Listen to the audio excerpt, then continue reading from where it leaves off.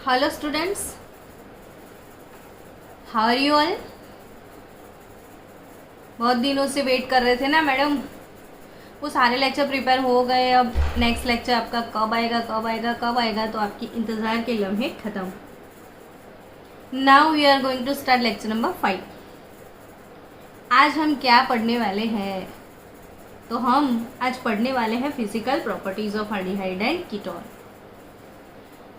Properties two type के होते हैं, फिजिकल प्रॉपर्टीज, केमिकल प्रॉपर्टीज।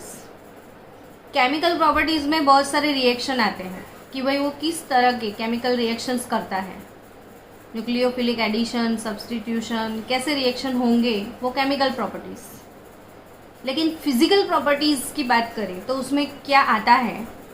तो फिजिकल प्रॉपर्टीज में melting point generally, boiling point आता है, डेंसिटी, सॉल्युबिलिटी।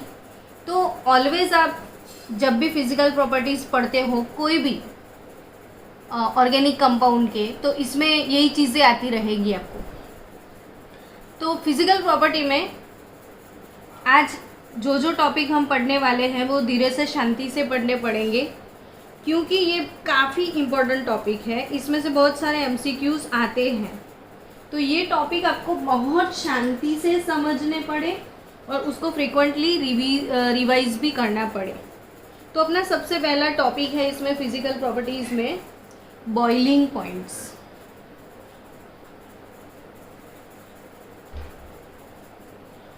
जब हम बॉइलिंग पॉइंट पढ़ने के लिए जा रहे हैं तो सबसे पहले व्हाट इज बॉइलिंग पॉइंट वो पता होना चाहिए। तो ऐसे जनरल हम बोल देते हैं कि बॉइलिंग पॉइंट मतलब क्या, तो specific temperature at which substance boil. But according to point of view आपको पता ही है, मैंने सिखाया हुआ है कि व्हाट इज बॉइलिंग पॉइंट। तो specific temperature, at specific temperature when vapour pressure of any liquid becomes vapour pressure of any liquid is equal to the external pressure, it is called boiling point. और अपनी देसी भाषा में बोलो तो just simple substance जिस temperature पे boil करता है। अब सोचो बॉइलिंग पॉइंट इसमें पढ़ना है, तो वो एल्डिहाइड और कीटोन के बॉइलिंग पॉइंट कैसे हैं, किससे हायर है किससे कम है, कैसे होंगे बॉइलिंग पॉइंट, वो पढ़ना है। तो बॉइलिंग पॉइंट की बात करें तो the boiling points of aldehyde and ketones are higher than those of non-polar compounds like hydrocarbon and weakly polar compounds like ether। तो ये किससे हाई है ऐसा बोल दिया उसने।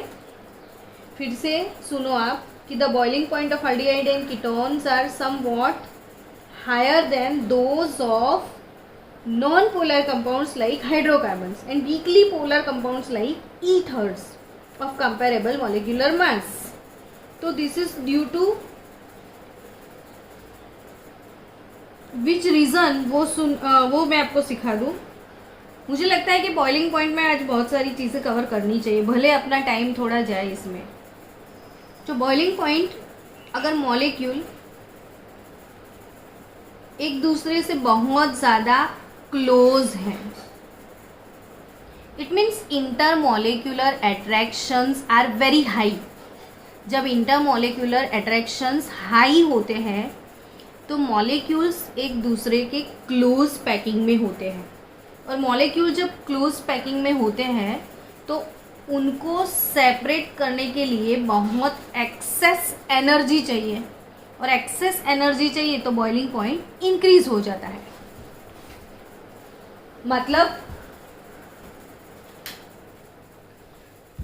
कि अगर इंटरमॉलिक्यूलर अट्रैक्शन एक्सेस है, बहुत हाई है, तो बॉइलिंग पॉइंट इंक्रीज हो जाएगा। अब इसमें एल्डिहाइड की कंपैरिजन किसके साथ करी हुई है? तो सिंपली हाइड्रोकार्बन। हाइड्रोकार्बन चलो अल्केन्स ले लेंगे। तो अल्केन में carbon hydrogen bond which is non polar bond, क्योंकि electronegativity of carbon and hydrogen is almost the same, so it is non-polar compound। but in ether here it is C single bond O. It is slightly polar bond, less polar than C double bond O. And in ketone or in aldehyde, it is carbonyl group. Now what will happen with carbonyl group? See here. So carbon is partial positive while oxygen is partial negative. Why it is so? Because oxygen is more electronegative than carbon. So ये pi bond oxygen के toward shift हो जाएंगे, तो ये slightly polar हो जाएगा. So it means it is dipolar. तो this compound is dipolar. अगर ये डाइपोलर है तो डाइपोल डाइपोल इंटरेक्शन हम 11th में पढ़े थे स्टेट्स ऑफ मैटर चैप्टर में. तो यहाँ पे ये वाला कीटोन जो है C डबल बॉन्ड O, ये मॉलिक्यूल में डाइपोल्स है. तो उसके बाजू वाला जो मॉलिक्यूल होगा उसके पास भी पॉजिटिव नेगेटिव पोल्स हैं. उसके बाजू वाला जो मॉलिक्यूल है उसके पास भी पॉजिटिव नेगेटिव पोल्स हैं. अब ये ऑपोजिट पोल्स जो है इनके बीच अट्रैक्शन प्रोड्यूस होगा कि नहीं होगा. तो due to that high attraction, dipole dipole attraction, तो यहाँ पे डाइपोल डाइपोल अट्रैक्शन होता है. And due to this dipole dipole attraction molecule एक दूसरे के क्लोज आ जाते हैं और क्लोज आने की वजह से बॉइलिंग पॉइंट इंक्रीज हो जाता है. सो boiling point of aldehyde and ketone are greater than that of alkane and ether. तो why? तो इधर नॉन पोलर कंपाउंड है, कोई पोल नहीं है. ये पोलर है but C single bond O is less polar than C double bond O. तो it is dipolar. So dipole dipole interaction is there. So boiling points of carbonyl group is higher than that of. Now अगर alcohol के साथ comparison करें तो मेरे पास ethanol है और मैं इसमें ले लूं इथेनॉल. तो इथेनॉल और इथेनॉल की कंपैरिजन करें तो इन दोनों में से बॉइलिंग पॉइंट किसका हाई होगा. तो अल्कोहल में C single bond O present तो है, COH बॉन्ड होगा तो C single bond O present है, but here it is OH bond also. So if there is OH bond dot dot dot OH dot dot dot,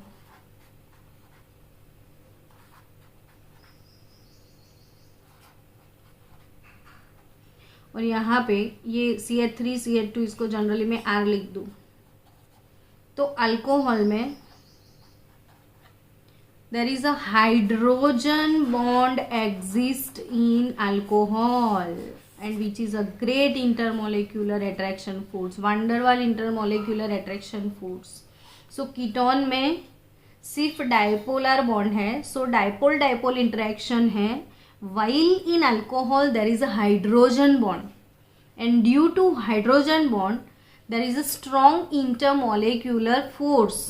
So boiling point of alcohol is higher than that of ketone and aldehyde. Got it na? Okay. So note it.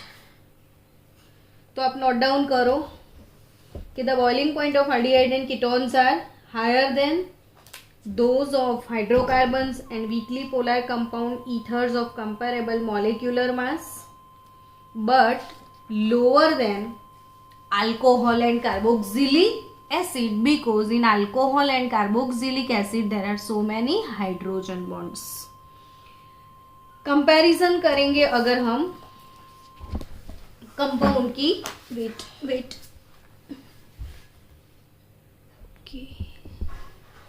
Comparison करते हैं हम कि भाई equal molecular mass में normal butane CH3 CH2 CH2 CH3 normal butane.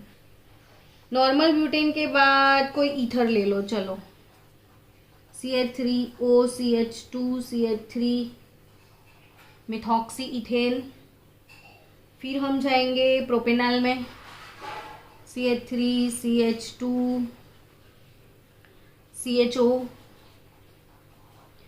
फिर ketone ले लेते हैं, चलो CH3 C double bond O CH3 acetone ले लिया। Propane 1 all CH3 CH2 CH2 OH ले लो। चलो अभी सबके मोलर मास देखो, तो इसका मोलर मास 58 है, इसका मोलर मास 60, 58 58, ये 58, इसका 60 होगा, ये 58 होता है, ये 58 और 12 12 60 60 है ना, हाँ 60। तो ऑलमोस्ट मॉलिक्यूलर मास सेम है, 58 60 58 58 60। सेम मोलर मास में कंपैरिजन करें, अगर आपको एग्जाम में ऐसे क्वेश्चन आएंगे कि arrange this compound in increasing order of boiling point और decreasing order of boiling point. तो सबसे पहले देखो अल्केन है, फिर ईथर, फिर अल्डिहाइड, फिर कीटोन और फिर अल्कोहल। तो ये सीक्वेंस आप हमेशा हमेशा याद रखना कि alkane boiling point of alkane less than that of ethers, less than that of aldehydes, less than that of ketones, less than that of alcohol, less than that of carboxylic acid। लिखते जाना ये order. तो यहाँ पे इसमें कोई भी polar bond present ही नहीं है, बेचारा नॉन पोलर है। इसमें एक पोलर बॉन्ड प्रेजेंट है बट इससे कम पोलर है। इसमें डाइपोल डाइपोल इंटरेक्शन होगा, इसमें भी डाइपोल डाइपोल इंटरेक्शन होगा, लेकिन इसमें हाइड्रोजन बॉन्ड भी है और डाइपोल इंटरेक्शन भी है, दोनों है। So maximum boiling point alcohol का, उसके बाद कार्बोक्सिलिक एसिड का। तो यहाँ पे 273 बॉइलिंग पॉइंट का वेरिएशन भी सीखो कि 273 due to slightly polar bond it is 281 kelvin, but in propanol it is 322 and slightly higher of ketone it is 329 and it's very high in alcohol due to hydrogen bond it is 340। तो ये वाला boiling point सबसे पहले aldehyde ketone का समझ में आ गया। Next बात करें तो among isomeric compounds, among isomeric aldehyde and ketones,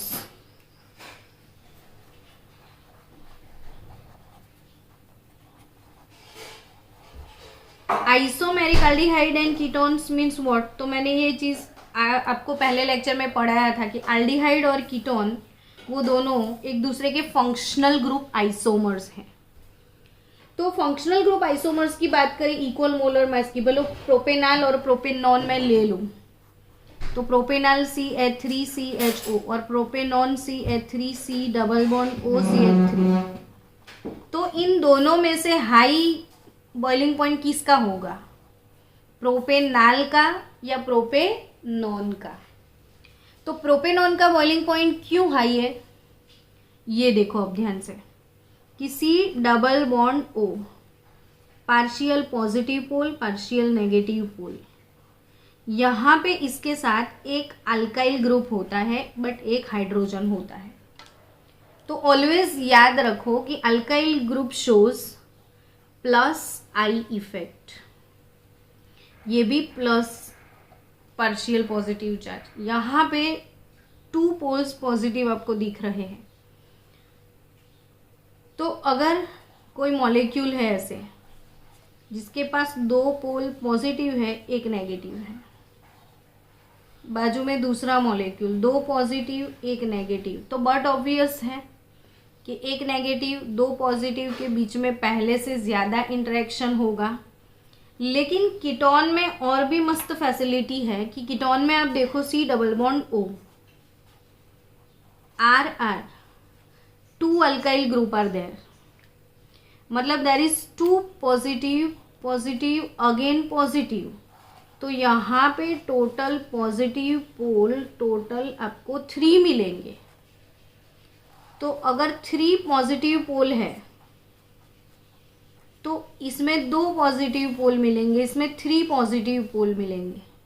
तो यहाँ पे इंटरेक्शन और भी बढ़ जाएगा।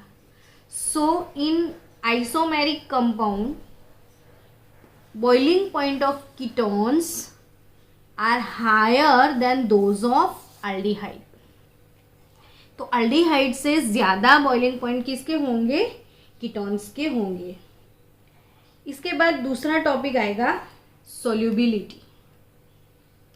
तो फर्स्ट हमने फिजिकल प्रॉपर्टी पढ़ लिया है boiling point. Second physical property पढ़ेंगे हम सोल्यूबिलिटी। सोल्यूबिलिटी मतलब कोई अल्डिहाइड या कीटोन कंपाउंड है तो वाटर सॉल्यूबल है या वाटर इनसॉल्यूबल है। तो ये कोई भी कंपाउंड कोई भी सॉल्वेंट में अगर डिसॉल्व होता है तो वो सॉल्वेंट के मॉलिक्यूल के साथ कोई ना कोई इंटरेक्शन करता है। अगर कभी भी हमने सॉल्यूशन बनाया, सॉल्यूट और सॉल्वेंट को मिक्स किया, तो सॉल्यूट के पार्टिकल और सॉल्वेंट के पार्टिकल दोनों के बीच में पर्टिकुलर इंटरेक्शन होता है। तो यहाँ पे एल्डिहाइड्स जो हैं, एल्डिहाइड के मॉलिक्यूल्स, तो C डबल बॉन्ड O ये aldehyde, C double bond O ये भी एल्डिहाइड का दूसरा मॉलिक्यूल, और इन दोनों मॉलिक्यूल के बीच में ये पार्शियल नेगेटिव, ये पार्शियल नेगेटिव, तो बट ऑब्वियस वाटर आ सकता है क्योंकि यहाँ पे हाइड्रोजन पार्शियल पॉजिटिव है। तो इंटरमॉलिक्यूलर हाइड्रोजन बॉन्ड बन सकता है। तो एल्डिहाइड और वाटर के बीच में इंटरमॉलिक्यूलर हाइड्रोजन बॉन्ड पॉसिबल है, और जो इंटरमॉलिक्यूलर हाइड्रोजन बॉन्ड अगर पॉसिबल है तो वो वाटर सोल्यूबल है। अगर RH की जगह पर मैंने रिप्लेस करके R डाल दिया तो वो कीटोन हो जाएंगे। तो कीटोन या एल्डिहाइड दोनों, बट वो स्मॉल नंबर वाले R जिसमें है, मतलब कि मिथाइल, इथाइल, प्रोपाइल, ऐसे शॉर्ट नंबर वाले जो ग्रुप है वो हाइड्रोजन बॉन्ड बना सकते हैं। अगर ये R बड़ा हो गया तो मॉलिक्यूल काफ़ी ज़्यादा बड़ा हो जाएगा। तो वो अगर मॉलिक्यूल में डिस्टेंस बढ़ गया तो लॉन्ग डिस्टेंस में हाइड्रोजन बॉन्ड्स फॉर्म नहीं होंगे। तो वो जो छोटे छोटे मॉलिक्यूल्स हैं वो पानी के साथ हाइड्रोजन बॉन्ड बनाते हैं, इसलिए उसमें सॉल्यूबल है। तो सॉल्युबिलिटी के बारे में आप याद रखना कि lower aldehydes and ketones containing up to 4 carbon atoms such as methanol, ethanol, propanol, butanol, butanone, etc. are soluble in water due to hydrogen bonding between the polar carbonyl group and the water molecules. But the solubility rapidly falls off as the size of the alkyl group increases. मैंने क्या बोला अभी कि अगर alkyl group का size increase होता है, size बढ़ जाता है, तो वो हाइड्रोजन बॉन्ड नहीं बना पाता है। तो जैसे जैसे अल्काइल ग्रुप का चेन और लेंथ इंक्रीज होगा, सॉल्युबिलिटी डिक्रीज होगी। So the higher members C5 onwards, higher member C5 onwards, मतलब ब्यूटेनॉल तक कोई इश्यू नहीं है, ब्यूटेनॉल तक, लेकिन C5 ऑनवर्ड्स अब जाओगे तो it is practically insoluble in water. And similarly the solubility of aromatic aldehyde and ketones is much lower than there corresponding aliphatic analogues. अब मैंने क्या बोला कि एलिफेटिक और एरोमेटिक की बात करें, जैसे बेंजाल्डिहाइड है, बेंजाल्डिहाइड में नीचे बेंजीन का कितना बड़ा वो रिंग लगा हुआ है, तो उसका आर बहुत ज़्यादा बड़ा है तो वो डिज़ोल्व नहीं होगा। तो एरोमेटिक कंपाउंड जिसमें एरोमेटिक ग्रुप है और उसका आर जो है उसका साइज बहुत बड़ा है, जो हाइड्रोजन बॉन्डिंग में हेल्प नहीं करेगा, तो वो इनसॉल्युबल रहेगा। So all aldehyde and ketones are fairly soluble in organic solvent. जो C5 ऑनवर्ड्स जो कि वाटर में इनसॉल्युबल है, तो वो किस में, जो वाटर में सॉल्युबल नहीं होता है वो और कोई में तो सॉल्युबल होगा ना, तो it is Fairlie soluble in organic solvent. Organic solvent में जनरली क्या आता है, तो वो carbon tetrachloride, carbon disulphide, acetone, ether, वो सब ऑर्गेनिक सॉल्वेंट है। जो वाटर में डिज़ोल्व नहीं होगा वो ऑर्गेनिक सॉल्वेंट में डिज़ोल्व हो जाएगा। और थर्ड प्रॉपर्टी इसमें आती है स्मेल। स्मेल ऐसी अजीब प्रॉपर्टी, फिजिकल प्रॉपर्टी आपने और कोई कंपाउंड में नहीं पढ़ी होगी, आप एल्डिहाइड और कीटोन में पढ़ोगे। तो स्मेल के बारे में मैं बता दूं आपको कि जो लोअर एल्डिहाइड्स हैं जिसमें कम कार्बन है, तो the lower aldehydes have sharp pungent means unpleasant order, बदबूदार होते हैं वो, जिसमें कार्बन कम रहते हैं। तो एक अजीब सा फिजिकल प्रॉपर्टी है यहाँ पे कि जिसमें नंबर ऑफ कार्बन कम है उसका स्मेल पंजेंट है, बदबूदार है। और जैसे जैसे जैसे नंबर ऑफ कार्बन इंक्रीज होते जाएंगे तो वो जो पंजेंट स्मेल है वो डिक्रीज हो जाएगी और फ्रेग्रेंट स्मेल इंक्रीज होती जाएगी, तो फ्रेग्रेंस इंक्रीज हो जाएगी। इसीलिए तो ये लोग परफ्यूम में यूज़ होते हैं। तो परफ्यूम ब्लेंडर्स इससे ही बनते हैं। सो बेंजाल्डिहाइड की बात करें तो benzaldehyde has bitter almond smell. As the size of the molecule increases, the odor become less pungent and more fragrant. Lower ketones are generally pleasant smelling liquids, while the higher ones are solids. So many saturated aldehydes such as octanol, nonenal, decanal, dodecanal, etc. and ketones such as benzophenone are used as a synthetic perfume. And many naturally occurring aromatic aldehydes जैसे vanillin, cinnamaldehyde, मैंने आपको पहले सिखाया था, are ketones have been used in blending of perfume and flavoring agents. तो ये properties, physical properties हो गई एल्डिहाइड एंड कीटोन की। इसके बाद में हम पढ़ेंगे केमिकल प्रॉपर्टीज़। तो इसके बाद शुरू करेंगे केमिकल प्रॉपर्टीज़ लेक्चर नंबर 5 में।